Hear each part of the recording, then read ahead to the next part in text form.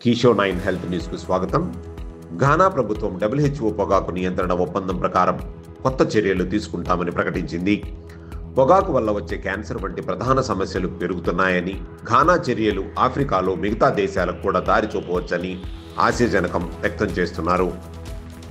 ఈ మధ్య జరిగిన ఒక సర్వేలో సూడాన్లో చాలా మంది పిల్లలు పోషకాహార లోపం వల్ల మరణిస్తున్నారన్న సమాచారాన్ని వెలువరించింది.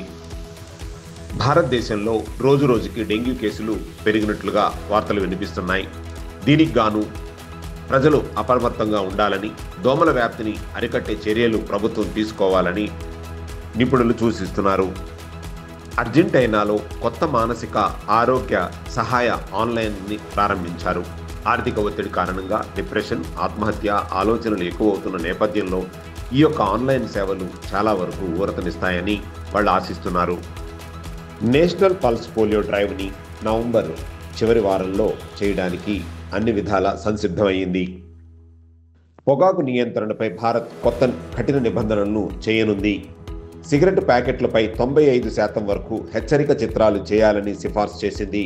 పబ్లిక్ ప్లేసెస్లో జీరో టాలరెన్స్ అమలు కోసం కేంద్రం కసరత్తు చేస్తుంది. ఢిల్లీ ఎన్సీఆర్లో ఎయిర్ క్వాలిటీ ఇండెక్స్ 400 నుంచి 500 మధ్య ఉండటంతో శ్వాసకు సంబంధించినటువంటి ఇబ్బందులు ఎదుర్కొంటారని, దానికి తగినటువంటి జాగ్రత్తలు తీసుకోవాలని భారత ప్రభుత్వం ఉత్తర్వులు జారీ చేసింది. నేషనల్ ఫార్మాస్యూటికల్ ప్రైసింగ్ అథారిటీ కొన్ని ప్రాణరక్షక ఔషధాలపై సగటు 8 నుంచి 12% తగ్గుదల చేసినట్టుగా తెలుస్తుంది. ఈ దారిలో డయాబెటీస్ మరియు హై బ్లడ్ ప్రెషర్, కిడ్నీ వ్యాధులు మందులు ఉండటం గమనార్హం.